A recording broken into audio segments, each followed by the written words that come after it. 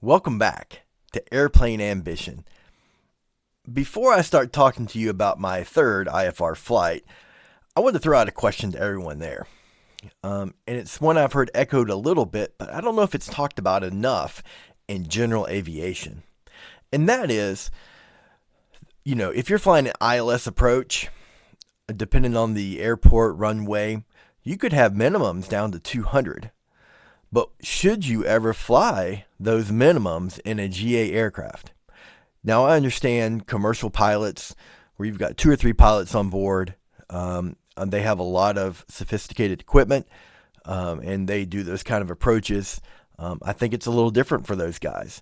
And I think that might be a discussion we should have in the GA community. Me personally, I've just started the IFR. I personally would not want to do anything that doesn't have at least an 800-foot ceiling. I feel like 800 to 1,000 feet, you can come in, you can see the airport, you have plenty of room to land. To me, 600 would definitely be below my personal minimums. We need to have that discussion in the GA community. Are you okay at 600? Is 700, 800, 1,000? So please comment below. Let me know if you're a pilot what your personal minimums are.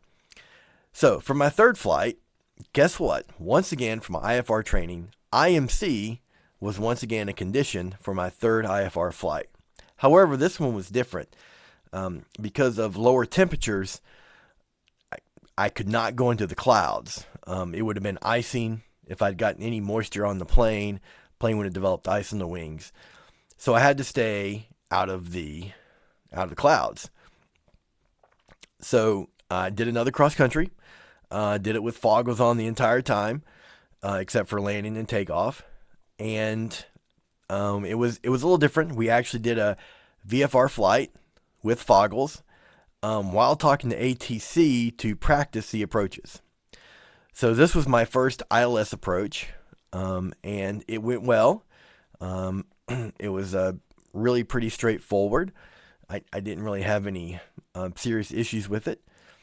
To me, it's somewhat similar to GPS. Obviously, you have horizontal and vertical guidance on the way in, so you're following that glide slope down to the runway. And of course, the clouds were at 3,000 feet above the ground, so there was no issue of coming through the clouds in time to see the runway. That was not an issue. I just CFI had me take the foggles off when we got to that decision altitude point, and then I landed, and then we flew back. So like I said, this was different. We did VFR while we practiced IFR approaches for this cross country. Overall, a good flight. I don't have anything really new that stood out this time, except I'm just trying to get better at doing the briefings and the approach plates. And there will be a video coming as we talk through a briefing, just to kind of help you guys see, if you're thinking about IFR training, what a briefing looks like.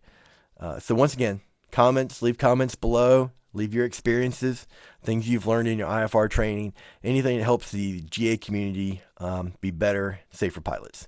Thank you, and I'll see you in the next video.